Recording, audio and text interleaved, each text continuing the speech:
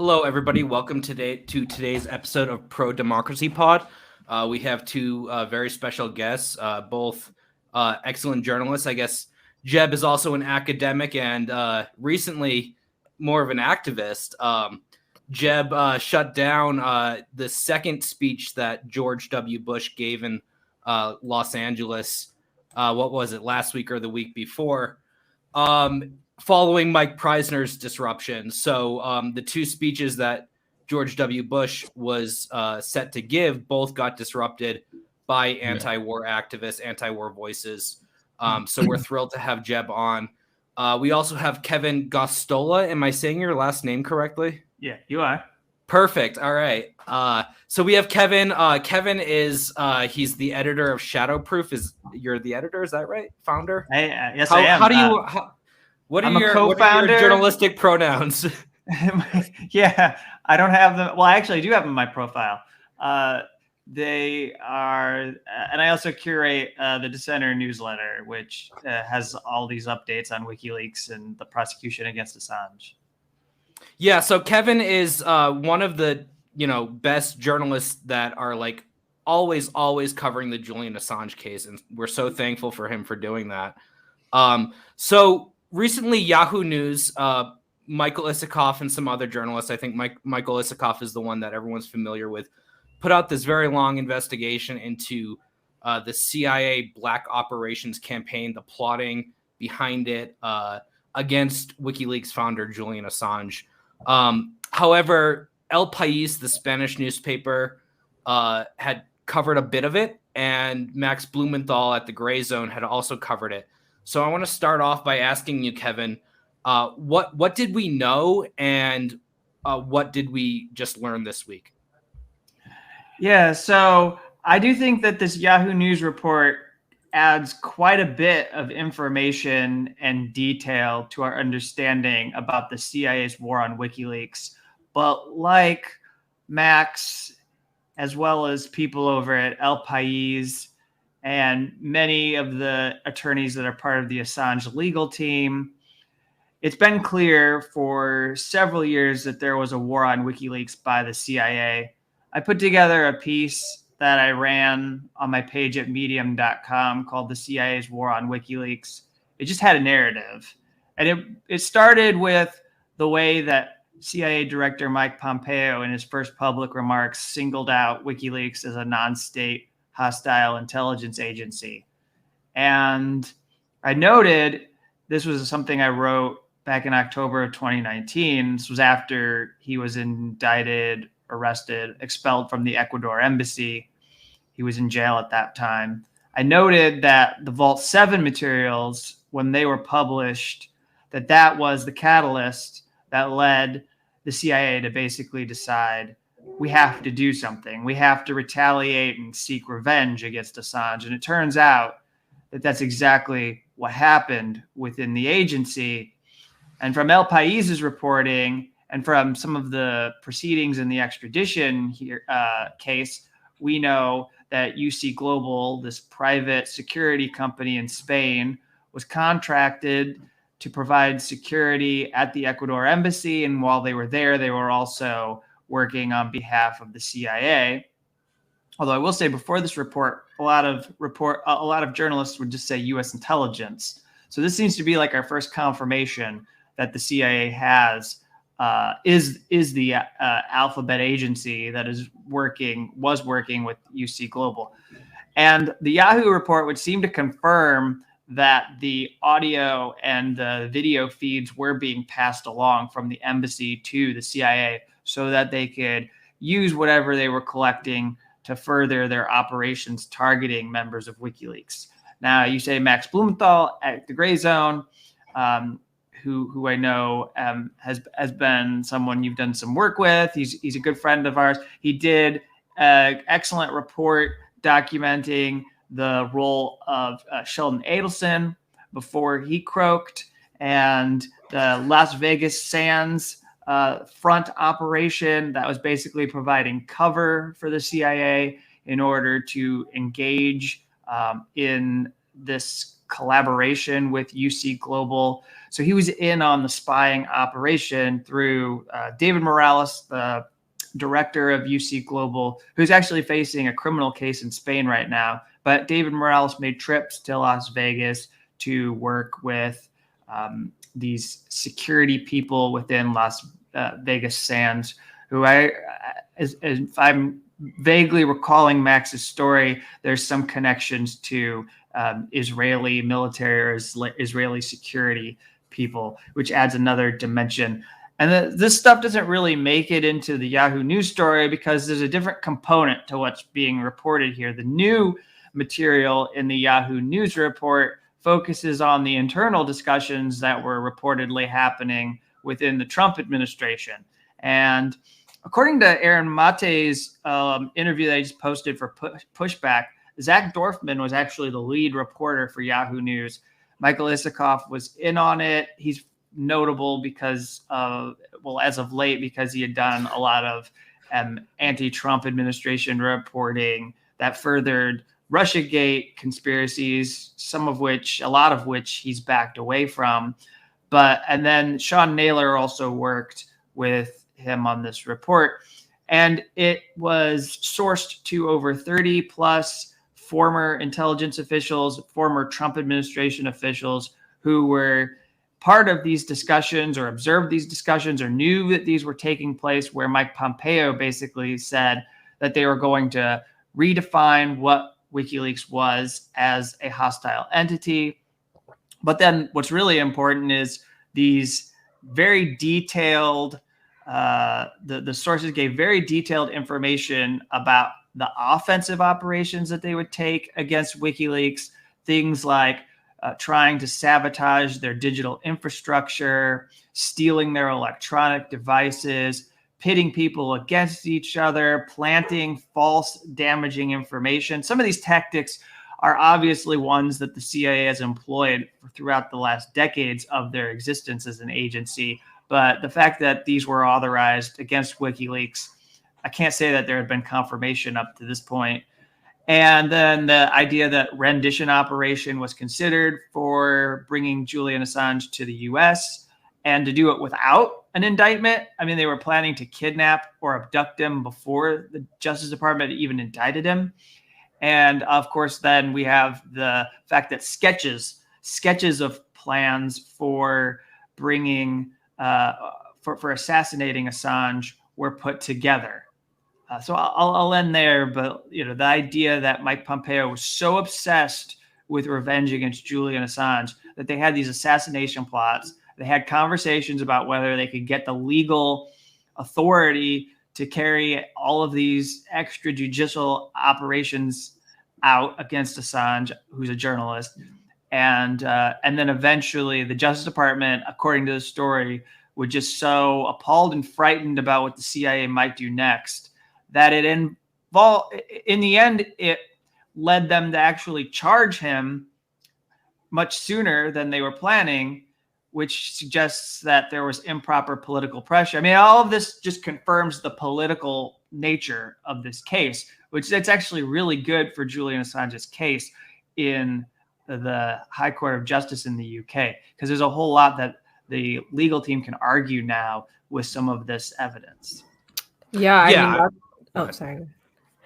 I was going to ask, do we think that this is going to actually make an impact on the legal case? And if so, what kind of impact? Because it does kind of look like they could put this to their advantage, but I also kind of worry that nothing will change fundamentally because there's just been so many miscarriages of justice already in this case. Yeah, I don't think the cynicism is that misplaced, but I do believe that the things that have been revealed are actually very, as I said before, useful to the legal team. And it's in two key respects. I mean, one, Judge Vanessa Baretzer, when she issued her decision, though she ended up ultimately denying it, and that was the right outcome, and it was good for Julian Assange. One thing she refused to treat as credible was the argument that the hostility within the CIA translated to improper political pressure on the Justice Department to charge him. And we now know from the story that there could not be more indication that the Justice Department was leaned on to prosecute because intelligence agents wanted that to take place. So it's a political prosecution. It's rather clear cut, and they can stand before the High Court of Justice and say that this wasn't a case brought because, you know, simply someone was accused of violating the law. It's because the political makeup of this administration shifted to where they didn't care about trampling on the First Amendment. They didn't really give a damn about press freedom principles. And so they were going after WikiLeaks, intending to destroy the organization and to bring Julian Assange to the US for a trial. And so then with that, because this appeal hearing is going to be all about whether it's truly going to be oppressive to Julian Assange's physical and mental health to bring him to the United States and put him in a prison and detain him and then hold him and then have him go through a trial. One thing they can argue is that this shows he could never get a fair trial in the United States. And it also shows that we could never trust the authorities to treat him humanely because of their hostility to Julian Assange, because they plotted to kill him. They plotted to kidnap him. And right now, the alleged source of the Vault 7 leaks is in a hellhole in a prison that's actually being shut down by the Justice Department because of complaints against it, the Metropolitan Correctional Center in New York. This alleged source, Josh Schulte, is waiting for a second trial. The first one ended with a mistrial, and the Justice Department was not able to prove that he's the source of the Vault 7 documents, but yet they continue to treat him very abusively and keep him locked up in this like dungeon in the Metropolitan Correctional Center. And he's under SAMs. He's under special administrative measures authorized by the Attorney General. And this is exactly what was likely to happen to Julian Assange if he was brought to the United States, that he would be abused and mistreated in this manner. And so I think that a lot of what's in this Yahoo report and what they're seeing can be very constructive to furthering what the legal team hopes to get out of this appeal hearing, which is they hope to debunk everything that the U.S. is throwing at them in the way of, prolonging this case. I mean, simply put, if Joe Biden wanted to salvage any credibility that these prosecutors have, he would just drop the charges right now because there's not much basis for him to argue anything against Julian Assange. Yeah.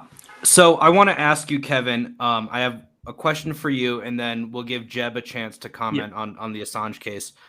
But, I know, and I feel kind of bad asking this question of a journalist, but knowing that you are blacklisted from the pages of The Intercept, I don't feel so bad about it. But so obviously Michael Isikoff and the others, the Yahoo News report, I should say, their reporting was extensive and very well researched. It took a lot of time for them to conduct this report. So I'm wondering, because we see rewrites of that article in The Intercept, in Jacobin, but we didn't really see a whole lot about Julian Assange in the years prior. I mean, even though a lot of this information about the intelligence campaign against Assange has been out. So is this like they're running these stories because it's now a stronger story? Or is this a case of, well, this kind of establishment journalist put out this story, so it's safe? What's your take? Well, Chip Gibbons did the piece over at Jacobin, and he's a friend and colleague of mine. Oh, Chip is great. No, he's a friend of mine as well. And then I'm not sure who authored the piece at The Intercept, but believe it or not, it actually gave us a nice bit of context about the complicity of Congress, something that I had overlooked, which is that there was actually a bill that people in the Senate and the House voted on that endorsed the view that WikiLeaks should be redefined as a hostile intelligence service. So all of the people in the Congress, when they voted on like a defense authorization bill, they were stripping away the press freedom rights of WikiLeaks and all the staff members and saying, all right, CIA, go after them. We don't care. We'll let you do that. And that just happened right under our noses, and we didn't have any debate about it, and nobody really cared. There was an objection from Senator Ron Wyden, the only senator who usually challenges the national security state. Of course, very famously caught James Clapper in a lie about NSA surveillance of Americans, but everybody else is no problem whatsoever with this. I think that, when you think of, so one thing I will say about this story from Yahoo News is that all the sources who spoke to him could have spoken out a lot sooner. All the information that is in this report is fairly old. We're talking about something that happened in 2017 and 2018. And this is 2 or 3 years old, if not older. And you could have had this story printed in the news media right after he was indicted, because all of this has been known to these sources. Why they're speaking out now, I really do not know. If there may be something going on internally that we're not going to know about until like 3 or 4 months from now. Maybe there are debates going on about abandoning this case, because it does seem like a lost cause when you look at what's been unfolding.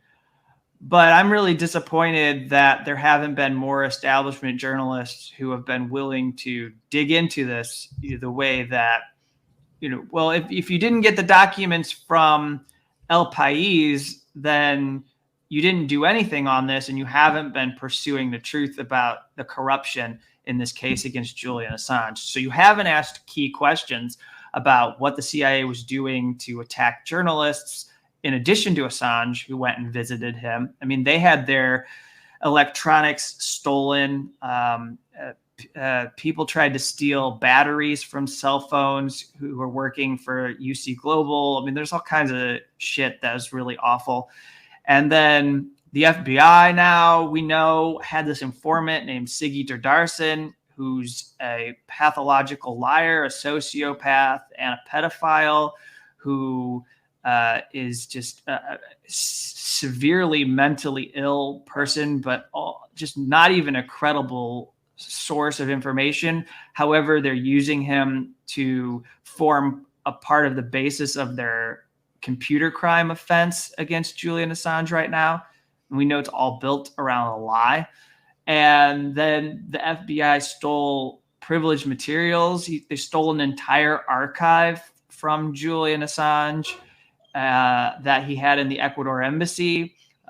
So after he was arrested, they took this material from him, and he doesn't have it to put together his case.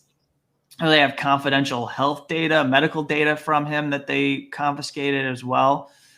And none of this is anything that reporters follow up on and investigate. And there's not a lot of questions being asked by people in progressive media either. And I think it's just because there's a narrative about Julian Assange and WikiLeaks that pretty much a lot of people accepted that he was a Trump supporter without any proof or evidence whatsoever. They accepted the scurrilous allegations around him being some kind of Russian plant, that he was like working on behalf of the Russians to try and defeat Hillary Clinton in the 2016 election. Since he was receiving messages from the Trump campaign, they thought that like that's evidence that they're working together, even though he pretty much hated Roger Stone and didn't want to have anything to do with him. And like, it's pretty clear that nothing ever went anywhere. Like, Roger Stone's lying to the public about what he knows about WikiLeaks, and people don't even care about that. They just act like, well, they must be working together because they had communications. And the politics of WikiLeaks didn't change. Something within our culture shifted. WikiLeaks has been pretty consistent over the last 10 to 12 years that it's been doing its most impactful work.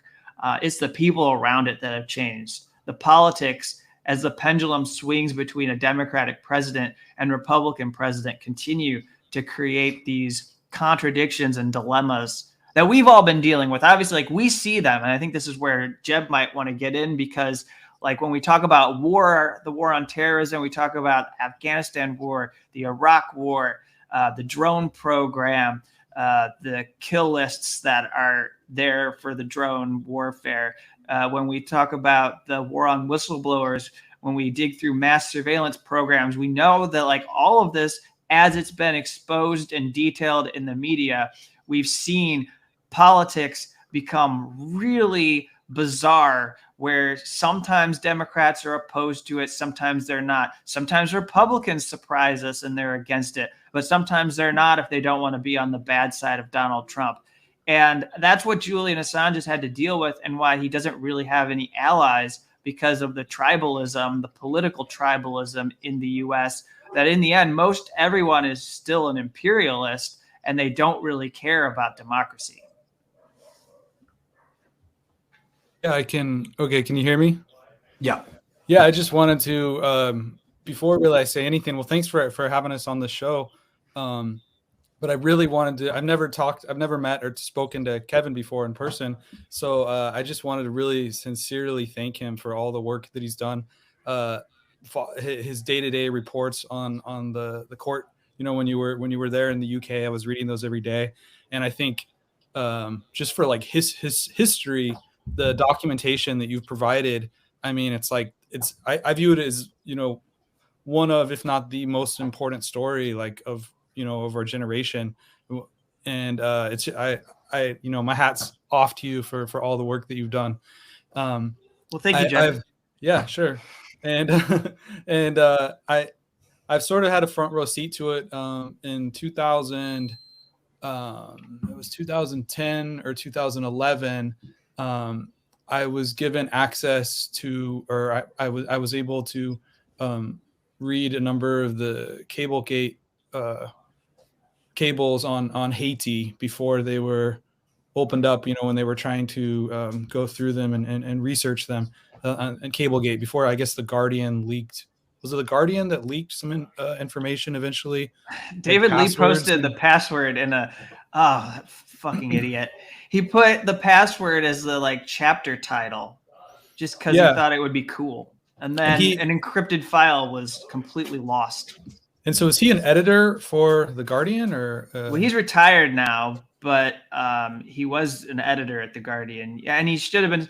So Stefania Marizzi is a really great Italian journalist. Mm-hmm.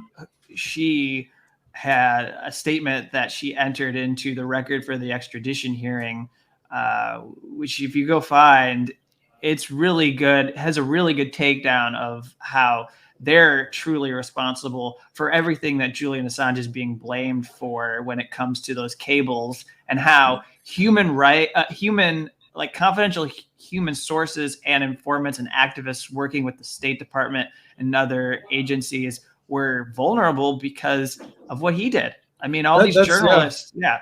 Anyways, that's what I've always thought with, I mean, it's such I mean, even me watching it, you know, and us alternative media journalists and activists and scholars, it's like hard for us to keep up, you know, reading it. So it's such in history, you know, it moves by so quickly. I feel like the role of the Guardian and some of these other outlets, like their role in sort of like helping to conspire against WikiLeaks and the leaks and things that they put out has sort of been like forgotten by a lot of people.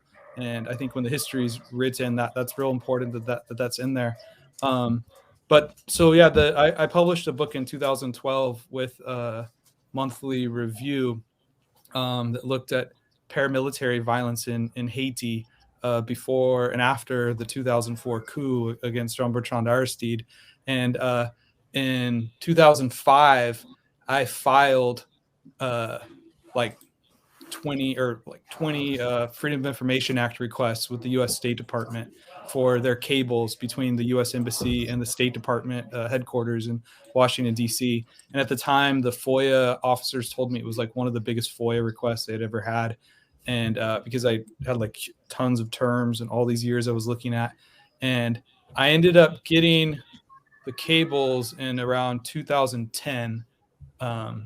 Actually, my mom, because I had put my mom's address on it in 2005, and she was still there. And then suddenly, I got like these 8 huge cardboard boxes from the State Department, and shortly thereafter, I can't remember if it was 2010 or 2011, through a Haitian newspaper, I was able to look at the WikiLeaks, the cables.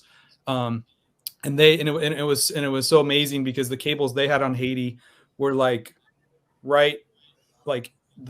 got stuff that was right before what they had. So like I was able to put all these together to get a much bigger picture for the book that I put out. But so much of the information I got, I wouldn't have been able to put out there without the WikiLeaks documents. And I mean it documented like brutal violence by paramilitary organizations and U.S. support connections with these groups. And I think there were a lot of other documents that showed even worse, activities that were ongoing. So we really saw underneath the hood of this worldwide, empire of bases and activities and covert operations that the United States has. So I just view it as we have to defend him, and we have to shine a light on what's going on and the injustice that's been foisted upon him. I think I had a few questions for Kevin. So I watched Aaron Mate's interview that he just had with Michael Isikoff, and he played a short clip by Yanis Varoufakis, the former economic minister. And there's a clip where he talks about the conversation he had with Julian, and how Julian basically says that they were not Russians that provided these documents. I believe it was for Vault 7, and that it was another source that was those are for the Clinton campaign emails. Yeah, that's what I mean. Yeah, for the Clinton campaign emails. And I just thought it was interesting because Michael Isikoff still sort of really he really still accepts the narrative that Russia had provided that information, and the fact that Mueller never interviewed Assange, all these sorts of things. It didn't seem to be a big deal to him or to mainstream U.S. journalists. So that to me is amazing. But actually the main question I had for you though was in this new Yahoo article, one of the things they mention is creating divisions within WikiLeaks. And this is a long time U.S. intelligence strategy in different parts of the world or against groups they want to target. I was trying to think back over the last decade about WikiLeaks and the different divisions that have occurred where people have kind of split off or, advised Hollywood movies attacking WikiLeaks, or the division with Laura Poitras and some of the different media outlets. I was trying to think about the different divisions that have occurred. And I was just interested in thinking about that with this revelation, how U.S. intelligence could have amplified or, helped to build some of these divisions. I know this is totally speculative, but it's interesting to think about. Well, I would be really careful because I don't want anybody to be labeled a snitch who actually isn't one for the government. Yeah. But yeah, I mean, it is worth thinking about the fact that there have been. Well, let's just keep it generic. I mean, we know that there's been a lot of infighting within WikiLeaks over the last decade, and perhaps now, to some degree, it may not all be Julian Assange's brittle personality. It Mhm. could actually be people within the organization who were disruptors that were trying to make it difficult for the organization to function. Or it could be people who were in on plots. And by the way, this CIA operation that we're talking about, whenever it exactly started, it seems that it happened around 2017-ish, maybe 2016, maybe as early as 2016. But the report, one thing I haven't said yet is that the thing that I really appreciate about the article is that it shows that when WikiLeaks made the decision to help Edward Snowden leave Hong Kong to get to, he was trying to go to Latin America. When they did that, the Obama administration decided that the CIA could go back to targeting him because even though they weren't going to prosecute him for the disclosures of 2010, the cables, the war logs, the Guantanamo prisoner files, etc., they said, well, now it's a valid intelligence target. He's helping who we view as a fugitive. And so you can get back at it, CIA. And they did. And so when you think about that, and then add in the fact that the FBI had this operation, which, this doesn't get thrown in with the coverage of the CIA because it's just too much.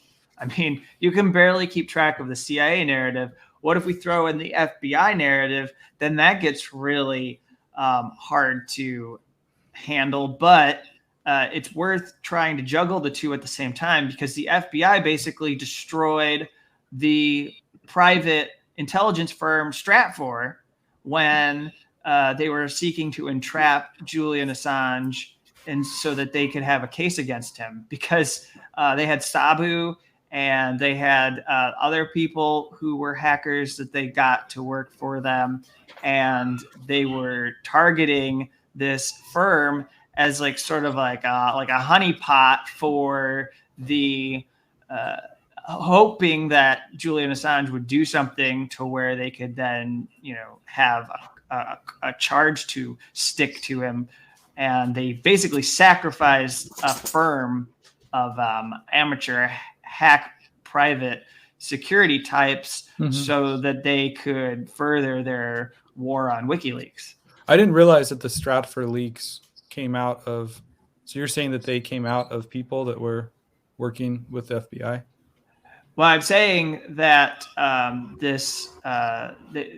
they sort of set it up like they wanted. Like Sabu was talking to people about hacking into Stratfor and giving WikiLeaks the files, and they wanted Julian Assange to engage in part of that so that they could then nail him. And they actually wanted him to buy the information off of these hackers so that they could go after him and charge him if he bought the information. If he didn't do that. So they were trying to set him up. And that's what you get from this whole article too, is the sense that how they view WikiLeaks is not as journalists, but they want to call them information brokers. This is also in the article that they wanted to discredit or have the ability to target people like Glenn Greenwald and Laura Poitras when they were doing their work for Edward Snowden. And they want to be able to have a authority to go after them.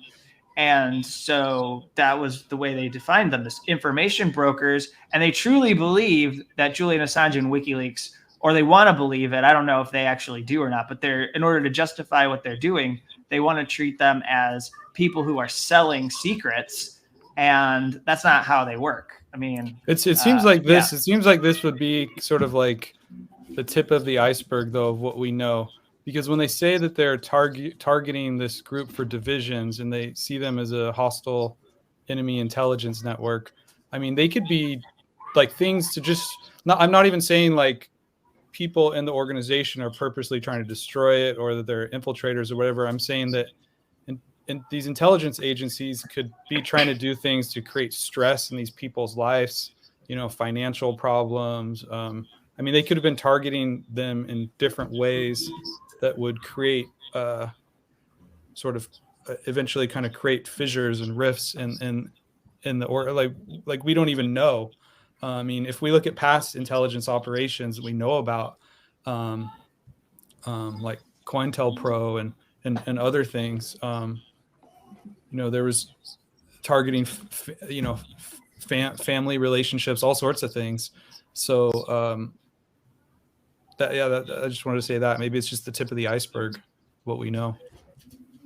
So we're live on Periscope at the moment. Kevin, it sounds like you wanted to address that, so I'll let you do that. I'm just going to really quick announce that we're going to be ending the Periscope and moving exclusively over to Rockfin. So we invite you guys all to please join us over there to watch the remainder of the episode. We have more to talk about with Assange. We're going to have Jeb talk about disrupting George W. Bush, some politics of the Iraq and Afghanistan wars. So thanks for joining so far. We hope to see you over there. And you can go ahead, Kevin. If you have what I was going to add is there's a really interesting section worth pulling out here, because while they have this attitude that essentially they should shut down WikiLeaks and disrupt it, and that they're information brokers and they're trying to steal American secrets, they actually have a lot of respect for the people within the organization and how they do OPSEC. And they say that they don't think it would be an easy task in order to track the movements and communications of Assange and other top WikiLeaks figures by tasking more on the tech side and recruiting more on the human side. So they say they didn't actually think it would be that fruitful to have like human infiltrators in WikiLeaks, because WikiLeaks associates were, quote, super paranoid people. And the CIA estimated that only a handful of individuals had access to the Vault 7 materials the agency wanted to retrieve, said a former intelligence official. Those individuals employed security measures that made obtaining the information difficult, including keeping it on encrypted drives that they either carried on their persons or locked in safes. So what you're describing, in the past, like let's say in the 1960s or 1970s, it would have been very easy to deploy these kinds of infiltrators. But if you're doing everything on like a digital setting, and you have all of this encryption and you have all of these ways of protecting the information and limiting who has access, then you're gonna need like the person you send to do this is going to have to be like one of the world-class infiltrators that you've ever trained to conduct this job. Like what I'm describing is the scenario for a Hollywood movie, essentially, right? Like they're gonna have to come up with like the best CIA double agent ever. Yeah, I'm just thinking, I mean, if they had everybody within 3 blocks, and this is like, I mean, I just think the amount of resources at the disposal of the U.S. government, there's a lot that could have happened that we don't know about. That's all I'm saying. Yeah. Do you have anything, Mila, to add? No, I mean, this is this case has fascinated me for a while, especially as a law student. And so I'm very grateful to hear Kevin's and Jeb's perspective on this. I have been feeling very cynical about it. And in light of this report, like, I guess this was kind of already addressed, but like my immediate reaction was kind of like, okay, well, now maybe because it's been put in a more like quote unquote respectable publication then, and I don't mean that like to throw shade at the gray zone. I think it's more just that like unfortunately that's how media works, right? And so like a part of me kind of has more hope, but then another part of me is kind of like, I don't know, because like I acknowledge that it is a political, I think people know it's a political prosecution, and it just kind of seems more like it's like the powers that be are kind of saying, yes, we know it is a political prosecution and we're rubbing it in your face. Yeah. And that's kind of what a lot of international law has or transnational legal cases kind of look like to me. Is it's not even saying, oh no, it's not political anymore. It's kind of more like, yes, it is political. What are you going to do about it? And I'm also kind of wondering if any other powers that are, counter to the US are going to also start flexing their muscles back or use this case in that respect, or if they're not going to touch it either. And anyway, those are my sort of closing thoughts on Assange. But well, if I could just say before we move on to talk about Jeb and his badass disruption of George W. Bush's speech, that the open question is, what will other media organizations do with this reporting? Because the door has been blown pretty wide open for others to come in and do follow-ups, to contact their own sources and figure out what they saw. I mean, like, did you hear this? Did you not hear this? Is this false? Is this true? So we haven't had that. One thing that was really good is there really wasn't any pushback in the mainstream media to what the Yahoo News report was saying about the CIA and their plots to kill Julian Assange. I actually got quite a bit of establishment news coverage as far as like just reporting out the core of the story. Like, it made headlines on CBS News and CNN. I think Fox News even covered it. It made it to MSNBC. It was on Peacock. If anybody watches that, I don't know. But the clip of Mehdi Hassan gets shared, so someone on the internet is watching it. But I mean, it made it to people's news programs that they were saying, headline, CIA plotted to kill WikiLeaks founder Julian Assange, with no like caveats. Just like, that's the headline: CIA plotted to kill WikiLeaks founder Julian Assange. And that's, I think, really important. And then, Mike Pompeo, his response was to go around giving these non-denial denials. And then he ends up on Megyn Kelly's podcast on SiriusXM. And she actually asks a couple decent follow-up questions to where he ends up conceding that parts of the story are true. And then he basically defends and says, like, he'll make no apologies for the CIA. We thought it was a hostile entity, which tells you that like the CIA would go to war against the organization. And also in this interview, he says, hey, you know what? I would like to see the Justice Department prosecute all the sources of this Yahoo News report, which would be 30 plus people. That would be like a mass prosecution. It'd be like the J20 of leak prosecutions cases, of just like jamming the or Eastern J6. District. Or Sorry. J6, whatever, if you wanted to keep it more current, we'll say the J6. Yeah.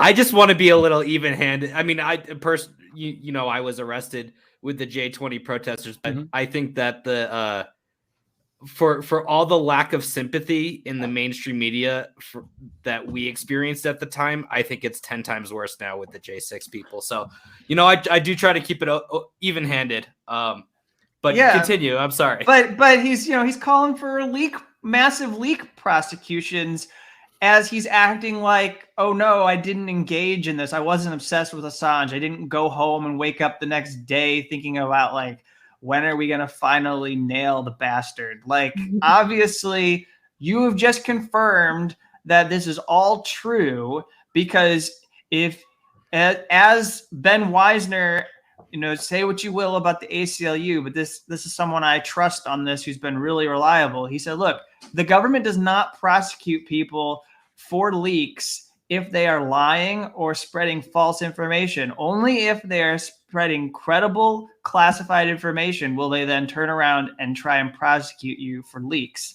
So like all these whistleblowers that ever got cracked down on, we're telling the truth. They weren't making up bullshit about people in power, and that's why they ended up being crushed. So the fact that Mike Pompeo wants to just go after all of these people says that I think there's something there, and people should continue to dig.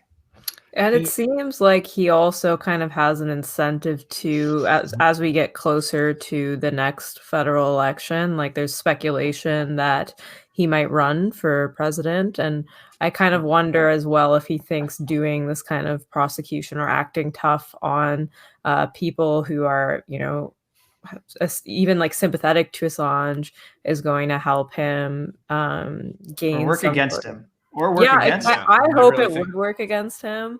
But yeah, you never know these days. So I mean, he was at, I'll let us move on, but he was at Hillsdale College in Southern Michigan the day after this report came out. And Hillsdale College was profiled during the Trump administration because it has a pretty high student population of conservative students and like a pretty good right-wing presence, so to speak, of like student groups that are right-wing oriented. And he was there, and a student who was, he may or may not have been part of a conservative group on campus, I don't know, but he asked Mike Pompeo about the way the CIA was acting towards Assange. And like he said, look, don't we have a problem in our institutions where people are not accountable and these agencies can just do whatever they would like? And he had to answer that question from somebody. And that was a question that was coming from like not the left, but the opposite of the political spectrum. Yeah. And I'm sorry. Real quick, I want to point out today there was a new report from the Office of the Inspector General that really, I haven't looked too deeply into the report, but what I understand from it is that it identified a lot of new problems with the FISA court. So, I mean, I think with all of the FBI, and I was called a conspiracy theorist years ago for talking about this kind of stuff, but with all of the FBI malpractice that went on during the Trump campaign. I mean, Trump at the time when he was campaigning was saying that he loves WikiLeaks. So I think that the kind of current of the Republican Party is very distrustful of, you know, the intelligence agencies. So I think that will probably work against Pompeo. And, you know, I just don't think he's got the kind of charisma that Trump had. I would be interesting to see them run against each other in a primary. I'm not so sure. A lot of people are saying that they suspect Pompeo will run. I'm not so sure personally. But what I will say about he was like losing weight, so I was like, is that right? He did lose a lot of weight. He didn't. I saw him in person a few months ago, and he didn't look too different. But one thing, he's face tuning. One thing, he has like this really weird kind of turtley look. Yeah, no, he looks evil for sure. But you know, I talked about this on our first episode. I went to this summit, this religious freedom summit. It was really a conference on regime change in China in DC, and Pompeo was there, and the co-chair of the summit, Sam Brownback, who they were, I believe him and Pompeo were both senators from Kansas. Yeah, Kansas. Together, you know, they have a long history together, and they call each other friends. But one thing that Sam Brownback said about Mike Pompeo was that if Donald Trump had ordered an invasion of China, that Mike Pompeo would have told Trump, send me in with the first, you know, round of boys to be on the front line. You know, he says, another comment about Pompeo was, this is a man who teaches Sunday school and drives a tank. So, you know, he's a really, he's, I think, crazier and more dangerous than Trump personally, just because he's a little bit smarter and he's just way more psycho. I mean, Trump came out about, when asked for comment on this Assange story, Trump said that he felt bad about how Assange was treated. Now, how true is that? I don't put that much weight into that, just because, well, I know for a fact, and I don't even know if I should be saying this, but I know for a fact that there were letters from Julian Assange's supporters that made it to Trump directly. I confirm this. I have not reported it, but so go ahead. If you wanted to let me comment, my assessment of the section of this Yahoo News report that says Donald Trump was asked if Julian Assange could be assassinated. To me, what I read when I see that is that Donald Trump was somebody obsessed with the power of the presidency, and he just wanted to know if he could do it. Like, to me, I think he was just asking, like, hey, if I wanted to kill Julian Assange, could I kill Julian Assange? Then, like, what's the answer? And hypothetically, what are the different ways we could do it if I wanted? And it was just like a brainstorm session. And he really was just like into the different powers he had as president. I think that like just that tracks with all 4 years of him being president, where I think, you know, okay, can I push this button and kill somebody with a drone? Like, I mean, I'm really into that. I want to know, like, what can I do? Could I kill that guy? Could I kill this guy? And it just seems like that's it turns out with Soleimani, the answer was yes. Yeah. Hey, before we shift gears, I just wanted to ask Kevin one other sort of speculative question. If we come to the conclusion that the whole claim about the Clinton emails was not Russian connected, and if we look at this new Yahoo report, and I thought the most sort of wild part of the report was when they talk about a Russian airplane taking Assange out, and to me, when I read that, I was thinking that, well, they probably just threw that in there to help them justify creating these all these plans. I mean, if they have 3 blocks ringed with agents, how would they think he could get to, I mean, have you ever been to Heathrow or these airports? Like, how to get him to an airport and out on a Russian airplane just seems so ludicrous to me. So if that's the case, I'm just speculating here, then there could have been a real on the part of the CIA, a real agenda to connect Russia to Assange and to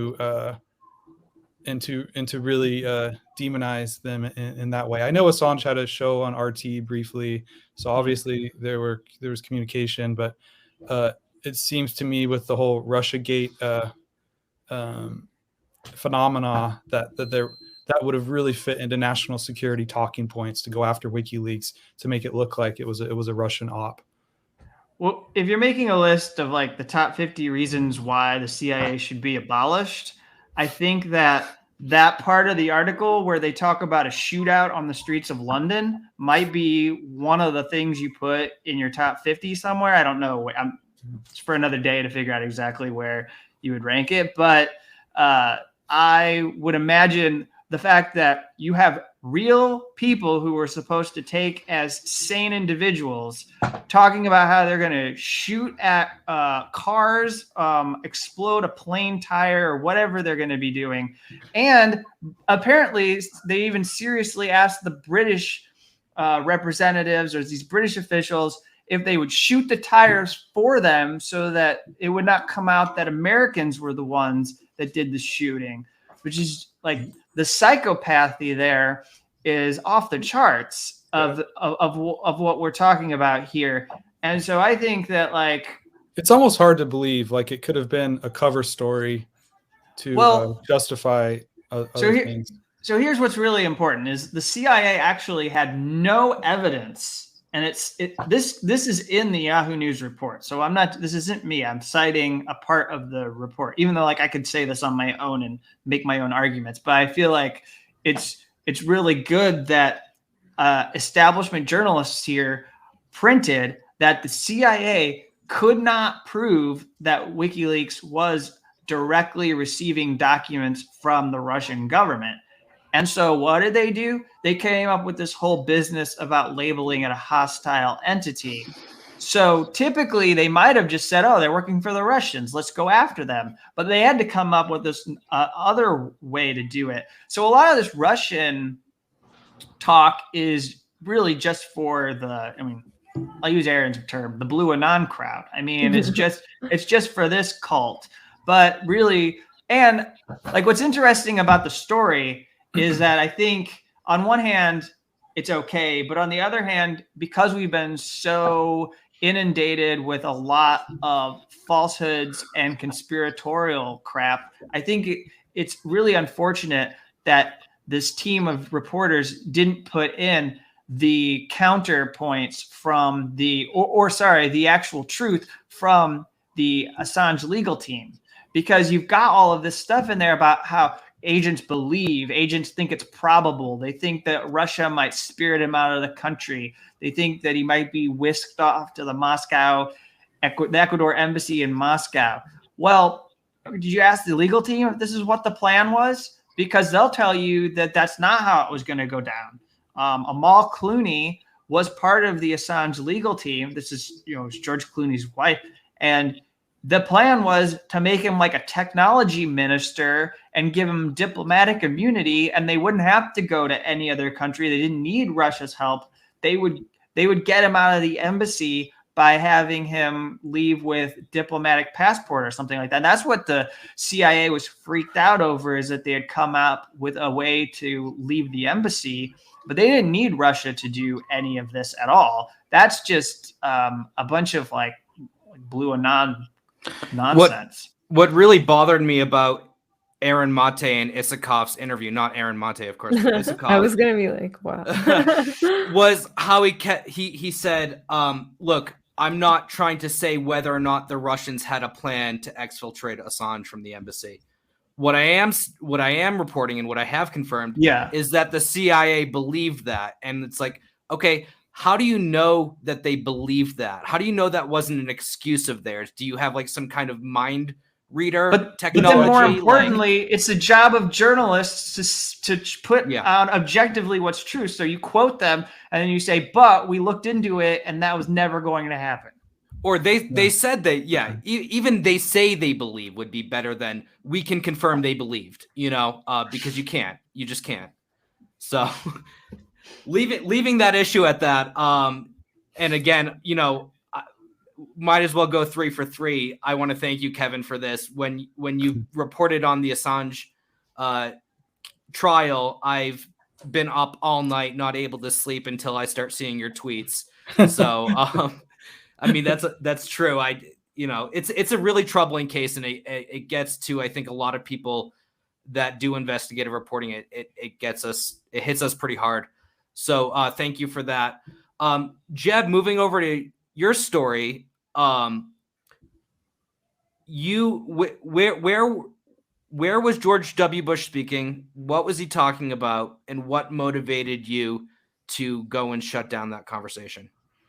Okay, well, I'll get to that. But first, I wanted to say thanks to Alex and Mila for having me on. And the first time I ever knew of Alex was he was hanging out of the window of the Venezuelan embassy with hundreds of right-wingers yelling up at him saying, we're sorry you don't have your cigarettes. I got him now. Yeah. So, okay. In regards to last Monday, I guess a week and a half ago now. So I've been involved with anti-war activism, like all of you, for a while now, and that's really how I got politicized in the early 2000s, marching in Los Angeles, where I did when I was a undergraduate student at Cal State Long Beach. We on the day of the invasion of Iraq, we organized a protest, and we actually got out right on the off ramp and blocked part of the 405 freeway, which is a major freeway artery in Los Angeles into Orange County, and we walked up right by there, and there were helicopters, and it was a big thing. So that's been sort of like a formative experience for me. And the big contradiction, though, is that while I was real active in this, I have a lot of family members that have been in the military. My father was in the military during the Vietnam War and became a conscientious objector, and was actually put in like a prison in San Diego and like straitjacketed, force fed. There's a good documentary called Sir No Sir that looks at conscientious objectors during the Vietnam War. There were about 60,000 And there was a lot of activism and like underground zines, and it was a big thing. And so that my cousin, the one that I yelled at Bush about, he was also in the military. He joined prior to September 11th. Like a lot of people, sort of getting out of high school and not knowing what to do, and Army recruiters coming at him and telling him that they could have this great life. And so he joined the military, and when he got back from his second tour of duty, he was just like a scarred person, and just like, I mean, it's a day-to-day thing with a lot of issue, a lot of difficulties with the family, with him, with drugs and jail. Also, I mean, it's a long list, and really connected to that experience and being in Iraq.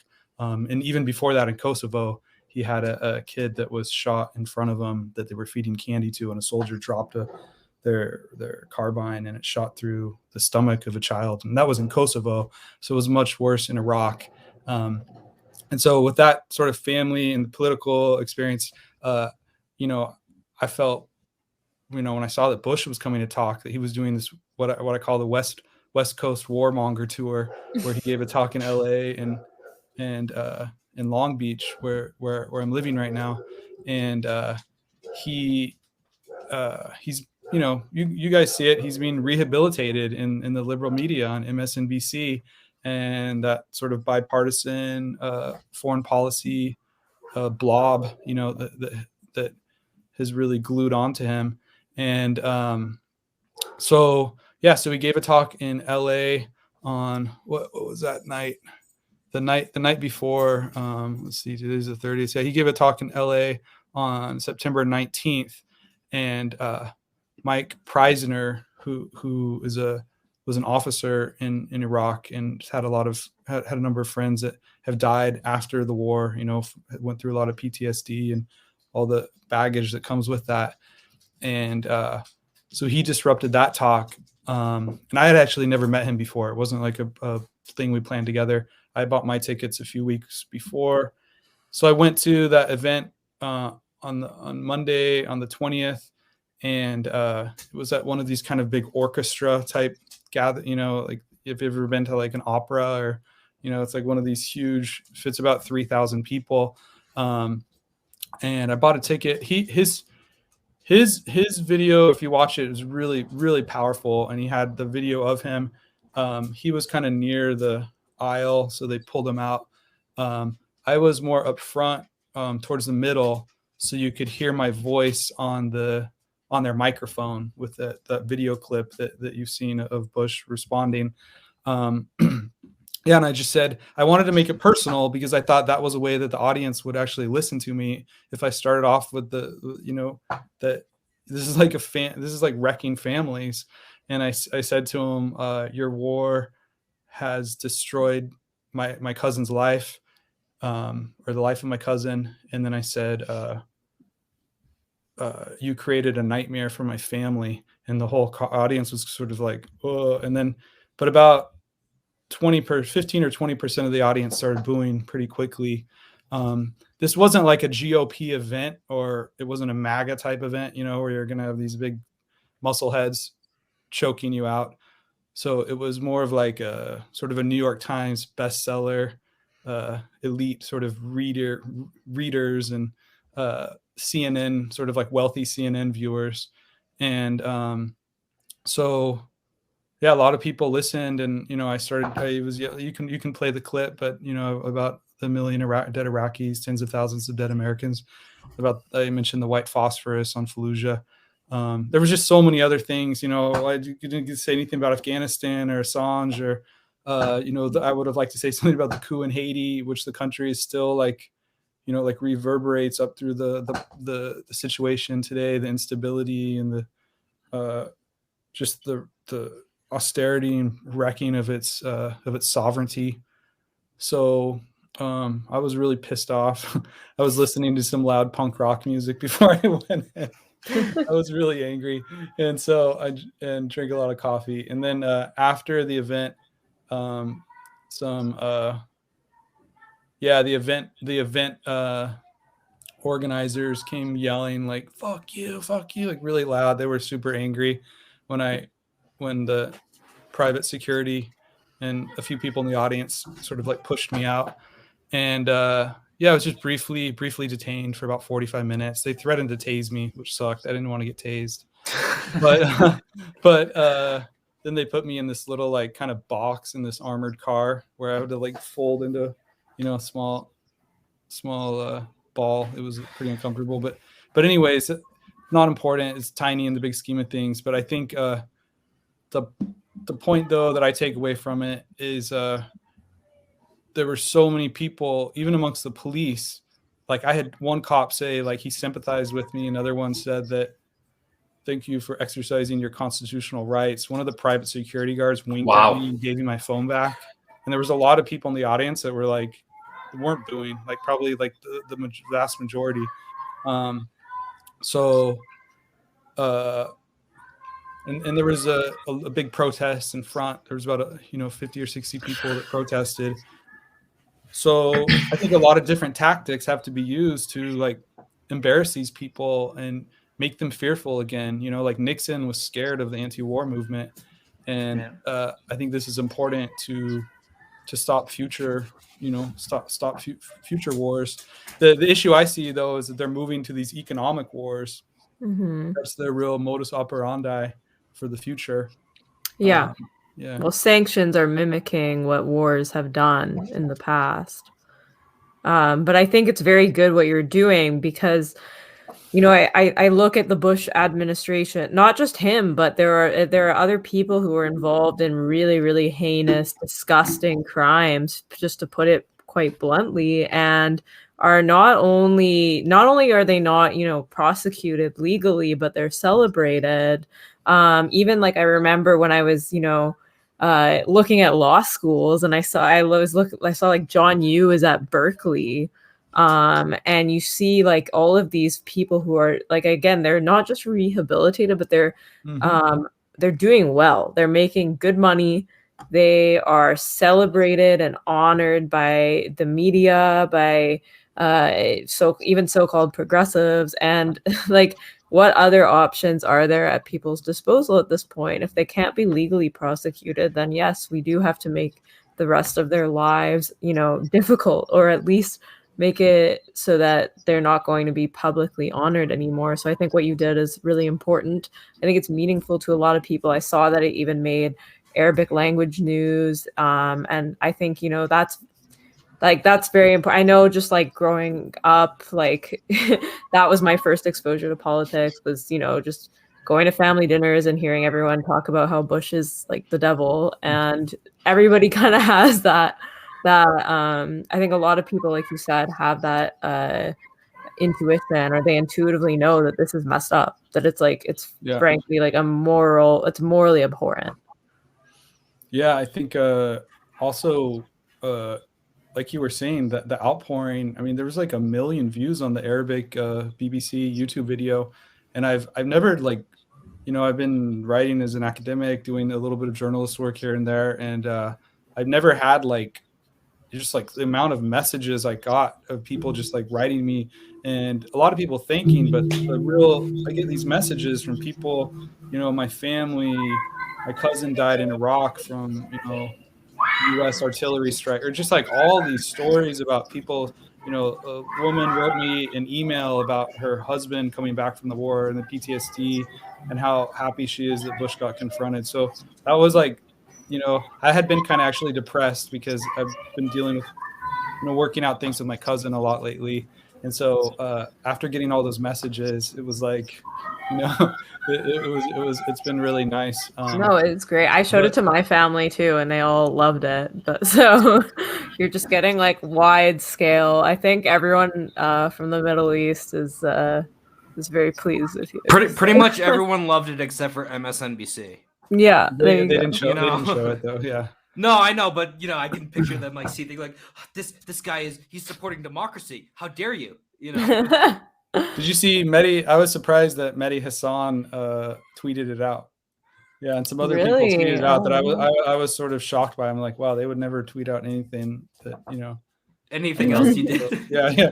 But when you were saying, Mila, about these people like being sort of like rehabilitated and existing in our midst. I taught for a semester at UVA, the University of Virginia, where there's a lot of like children of like Pentagon and State Department blob that go there.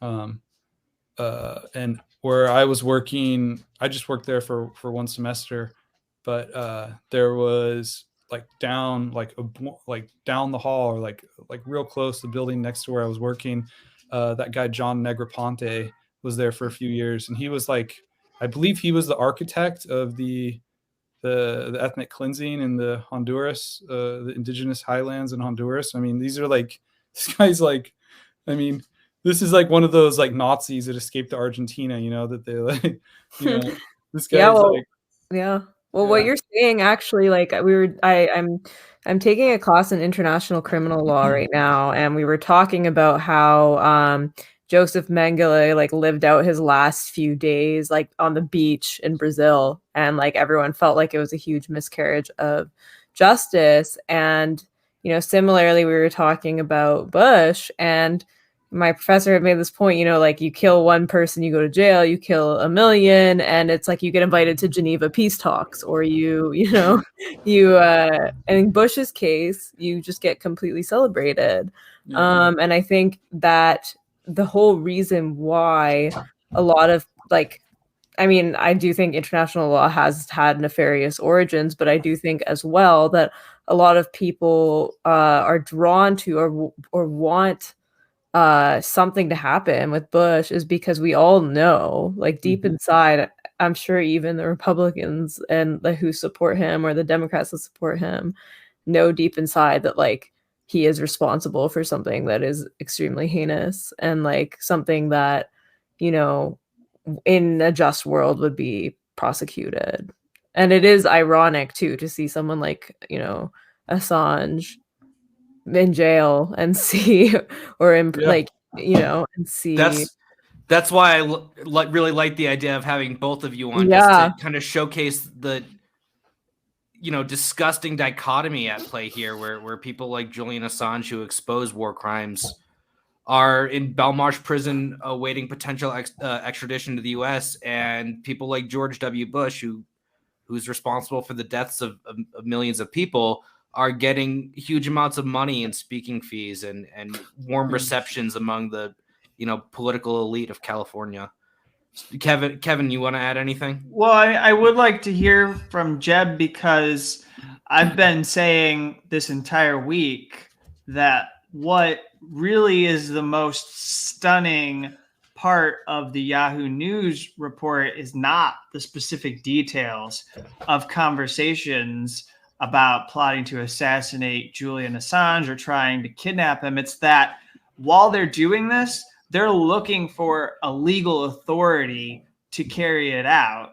And they believe they could maybe find one. And the same way that they believe that when they target and kill people with remote control aircraft, that they're actually carrying out a legal strike, even though we both, all four of us here would say, you are assassinating people. You have built an assassination complex. But, you know, all of them they're sociopaths who believe that they are doing something that's legal.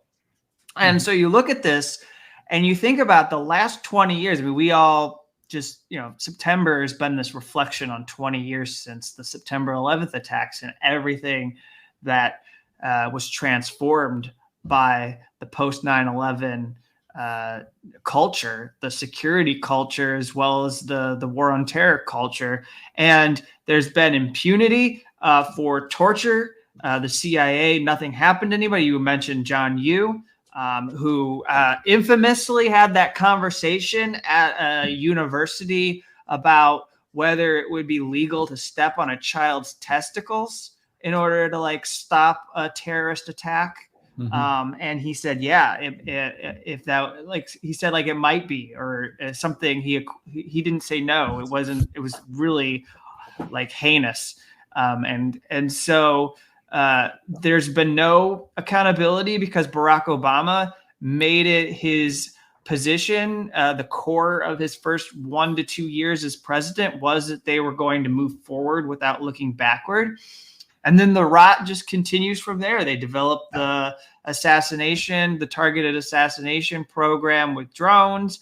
There's all kinds of things happening with that, but the most that happened to the tortures was that they were written about in a Senate study that we'll never read because all 6,000 pages are still classified, and the CIA could probably keep it secret for the next 30 or 40 years if they want to do that. And we read a summary about it, but that's about all. And they made an Amazon movie about it with Adam Driver, but that's about the best we can hope for as far as exposing them. And then James Mitchell and Jessen, the architects, the psychologists that were contracted, they got paid $80 million. They were indemnified by the government. They faced a civil lawsuit. They settled with some of the survivors in the estate of Gul Rahman, who was murdered in the salt pit, this ugly, horrifying salt pit prison in Afghanistan. But I'm sure the amount, which they didn't have to disclose, was pretty small and not what they probably deserved.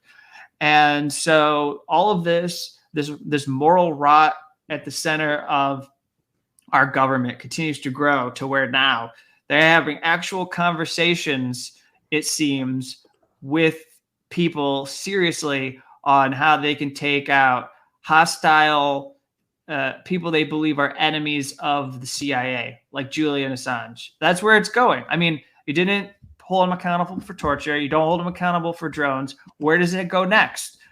You don't hold people accountable for mass surveillance and warrantless wiretapping. And the next thing that happens after that is that they're going to start putting people on kill lists who they just think are enemies of the CIA. And they don't want them in the way, so they're going to be trying to whack them just like, mafia might want to do to other people in order to protect their turf. And so that's what they're doing. And it's because of that dynamic that it's so crucial for you, Jeb, and others to go disrupt these officials when they go to speak. Bush is on the list, but you can make a whole list of these war criminals and people who, we need to be dogging their speaking events, like David Petraeus. I think anytime he speaks, people should probably be protesting him because he's a war criminal. So anyways, I don't know what your thoughts are about like the way that, we have this like built up 20 years of impunity that we really need to do something about. Yeah. Well, I remember I'm in Canada, so it's like we don't have the same war criminals, but when I used to live in Montreal. Mila, I love that every episode you're like, I'm in Canada. Well, because I have to I'm not I'm a little bit of in a different context, but I just wanted to say is I lived in Montreal for a little bit, and Benjamin Netanyahu came to give a talk on one of the campuses there, and it's it's a huge story in Montreal. There's a documentary that was made about it because a bunch of students went to, I actually think Aaron Mate was in the documentary too. Like he was one of the students that disrupted it, but there was a huge blockade and Netanyahu was not able to speak at the university. And I just remember there was such a big uproar about it, but at the same time, it did get people talking. And similarly, I think, here you're getting people talking about the fact that these are people who are I think at first, in the first layer, it's like, how dare these people disrupt these events, right? Like you were saying, some people thought you were, or Bush said you were being disrespectful to the audience or something.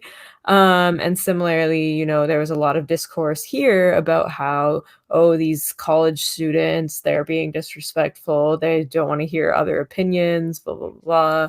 And typically I'm there's a difference between shouting down Ben Shapiro on your campus versus having an actual person who is responsible for mass murder being not,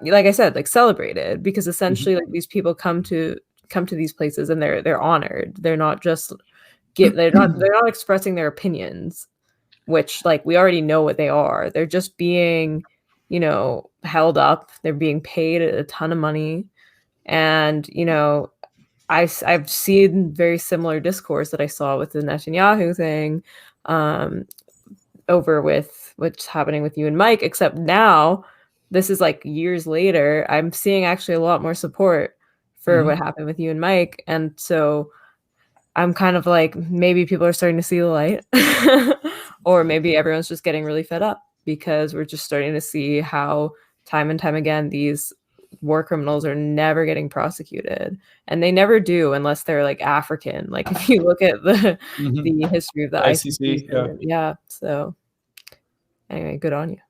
Yeah. Did you want to add anything, Alex? No, I think I'm good. If you guys have anything else you want to add, feel free. If not, we'll wrap up. I know Kevin had some time constraints, so I know I hung around because Jeb was here, and I liked hearing what he was saying. Another thing that's worth pointing out is that I got to talk to Abby last week, Abby Martin, and she said that Mike's video, the video of him disrupting, was really huge on TikTok, and that there were a lot of young people, and she was actually hearing from parents who have students in like middle school and high school that like these kids were going, they were talking to their friends about seeing this clip of Mike disrupting George W. Bush. I don't know what kind of how far your video managed to spread, Jeb, but it's really fascinating to think that like there's this generation that doesn't really know George W. Bush, and they might have been learning through this clip on TikTok. And that's why I think ultimately, I know that there was something that was, Abby said that it got taken down because it was like labeled as harassment or bullying by TikTok. And like, I imagine they were really panicked because millions of people who were young were looking at this, and like that was their introduction to George W. Bush. And they probably went and looked at the Wikipedia or, but they were probably like listening to what you said or what Mike said. And they were like, this sounds like George W. Bush was like not a good president. Yeah. Not a good president, but like a killer. War criminal. Yeah. So as of now, the video I posted on my Twitter, it's had like 1 million or a little over 1 million impressions. I know the BBC videos had 1 million watches, and it was amazing because it had like 40,000 thumb up votes and like 600 down votes. And so that's a pretty amazing ratio. Have you ever seen a ratio like that's great. 40,000? Yeah. So in a way, it's in a way he's sort of a soft target, right? Because hatred of George Bush is probably one of the only things that like unites like all like American leftists. So like people were tweeting it out that normally would like not agree with me on a lot of issues. But at the same time, because he's a former president and the notoriety, I think disrupting him and sort of making him like the new Kissinger that like, we constantly are like going after, I think it's a good strategy, like a shut down Bush strategy. Every time he gives a talk, a donation, he's just like for the next like 40 years, like he's just like, it's just like constantly being shut down. I think that would be amazing.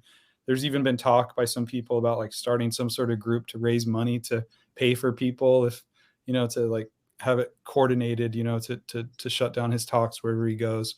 Well, who are the Bush administration officials that still go speak? I mean, we're rid of Donald Rumsfeld, so he can't go. And Dick Cheney doesn't do talks. Wolfowitz. Does Wolfowitz talk? I don't know, but I don't know. It'd be nice if there was actual real left critique of. Yeah, I'd like to see a real left critique of Liz Cheney. Yeah, well, I think because she's being pushed by the liberal mainstream pretty heavily, and not that she's directly responsible, but she's certainly never spoken out against her father. I think. Well, yeah, and I think also she's adopted a lot of the neocon like ideology. I don't know.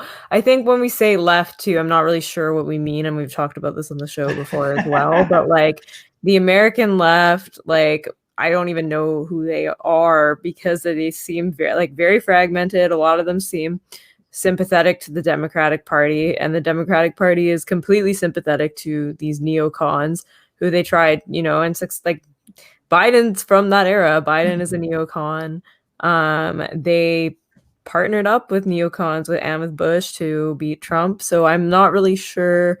Like, I think if the left is going to be united against Bush, they need to completely drop any and all allegiance to the Democratic Party. I don't think they. I mean, that's my Biden foreign was interference. the biggest cheerleader in the Senate for the Iraq War. And even during the campaign, there wasn't really much of an emphasis on that. Sure, I mean, I think it was discussed to a degree, but there wasn't that much of a pushback against his role in supporting. I think actually was it Chip Gibbons who did a great piece on that, but.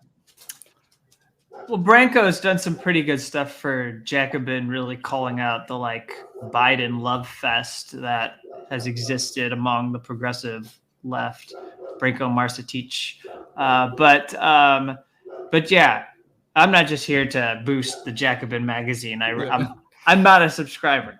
But for the record. But I do have a couple people I know that have been good to my work, so I treat them kindly.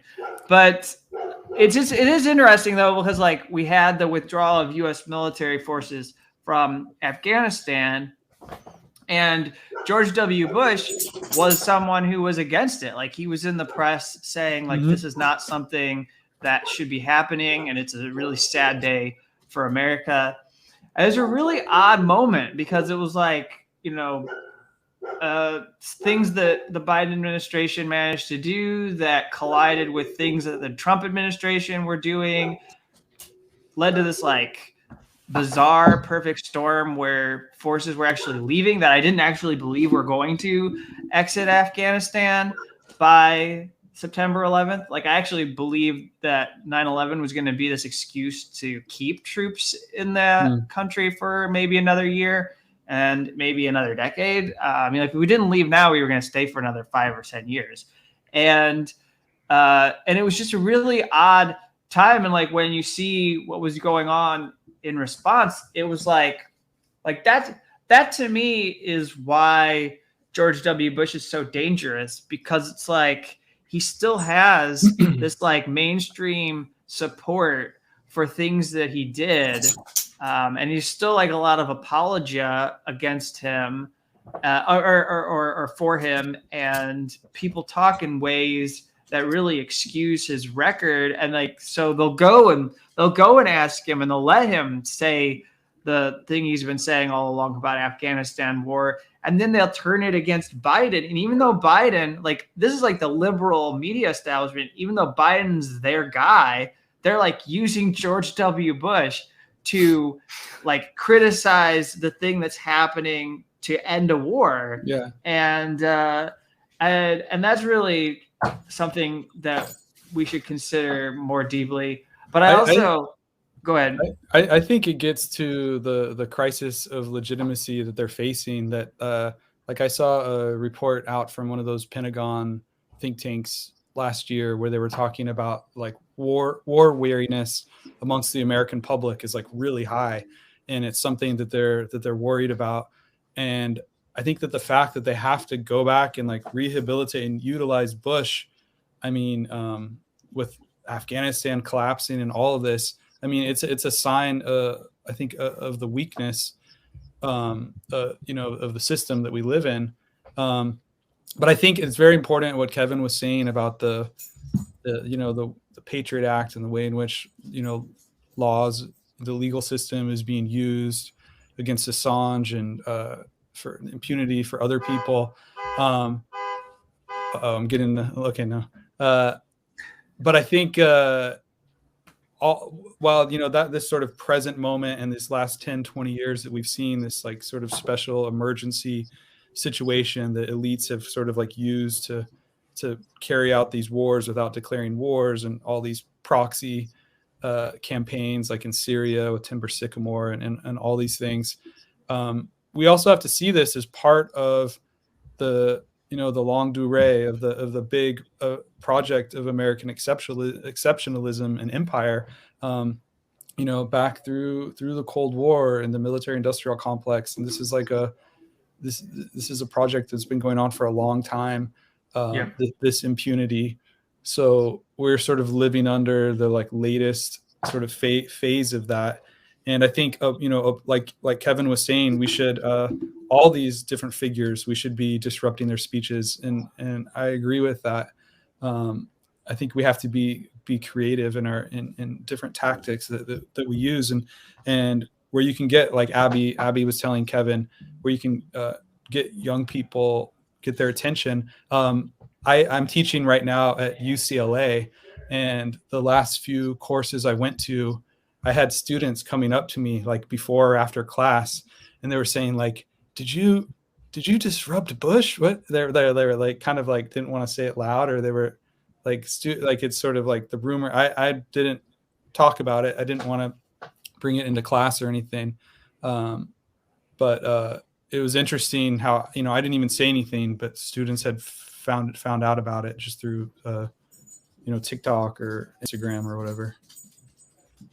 I'll let you all wrap, but the last thing I wanted to make sure, I thought it would be good to get Jeb's reaction, is that I found it really disgusting. Not that like anything Bush does isn't disgusting, but like I found it particularly vile how when he was marking 9/11, he was able to like, you're pretty good at using taking a word and adding washing, Alex. I don't know, would you call it Nazi washing, or what he invoked January 6th in order to like basically rehab his legacy. I mean, I thought that like instead of addressing the core failures of his presidency that gave us 9/11 and also everything that went wrong after 9/11, I mean, it's all a massive fail. There's nothing he should not be brought to give any speeches on 9/11. There's nothing he should be allowed to come before us and add. And it was like, in order to not be criticized on 9/11, he was going to pander to liberals and attack everything that happened on January 6th or single out January 6th. And like that. Well, it's for the same, I mean, because they want like a new Patriot Act, right? They want to continue to justify these surveillance powers, and they want to drop white phosphorus on Mississippi. No, I'm just kidding. Yeah, but that to me is something to pay close attention, because that's part of the rehabilitation, right? Like it's not just going to be that he gets off and isn't held accountable for war crimes. It's also going to be that they find a way to like make themselves still seem useful to the establishment. I thought it was just like he was like spitting on the graves of all those people. And I mean, the thousands that died in 9/11, and then, what happened right after with the wars he started that, have killed millions. And for him to try to say like that's comparable to this ridiculous, far right protests at the Capitol that there was never a threat of a coup. Like, do you know how strong like the institutions in this country are? I mean, it's been so blown out of proportion in the liberal media sphere. And it's just like, yeah, I mean, for him, it's just a way to sort of like, I think when he came to LA, probably part of it was to meet with people in Hollywood, and it's sort of like, reinventing his image and like, the next like Netflix documentary. And that for him to do that, to compare like 9/11, and like our domestic extremists and the foreign extremists of 9/11, and there's this parallel between them. Do you think he actually thought that up? There must be some sort of like you still have a speech. He probably still has a speechwriter. Yeah, I bet somebody else thought up that idea and was like, hey, this will like really make waves if you do this. Yeah. I think that they're all part of like a club, right? Or at least he's got like a PR team. Of course, he's got a PR team. I think maybe he'll get a Netflix deal or something, just like Obama did. It's taken longer to rehabilitate him than like Obama was just like a superstar throughout his presidency. Oh, there could totally be like a Bush Obama podcast where like they're just like buddying it up and. Well, Obama would have to cancel with Bruce Springsteen, so that might not go over so well. If someone disrupted an Obama talk and brought up like, you know, you turned Libya to ashes and you know, sending $1 billion in weapons every year to like the Turkish border to get smuggled into Syria. Like if you brought up stuff like that, probably like, well, thoughts and prayers for that person. But I mean, I think much fewer people would like boost that. Or Joy Reid will be calling you a racist. CNN will be showing up at your home, doxing your address. Like Mehdi Hasan, thoughts and prayers for that person. Mehdi Hasan would not retweet that. You know? No. Yeah. All right. Well, guys, thanks so much for joining us. Once again, Jeb Sprague. He's an academic, occasional journalist, and a great one at that. Someone I've collaborated on with a few of my favorite articles. Kevin Gosztola, editor or founder, whatever we decided earlier, with Shadowproof, runs the Dissenter newsletter. You got it. Know, laser focus on the Assange case. Also a wealth of knowledge on whistleblowers. Which I think is lacking. Like, you know, I'll listen to Kevin and I'll hear names about people that were allegedly involved with leaks, and I didn't even know their name because there's just no attention to given, languishing in prison, and you know, no focus on that. So I really suggest checking both of them out on Twitter, just to keep up with what they're doing. They're going to keep putting out great work. So thanks so much, guys, for joining us. Thank you. Yeah. I agree. Thanks, Mila. Thanks, Alex. Thanks for coming on. Thanks, everyone. Bye-bye.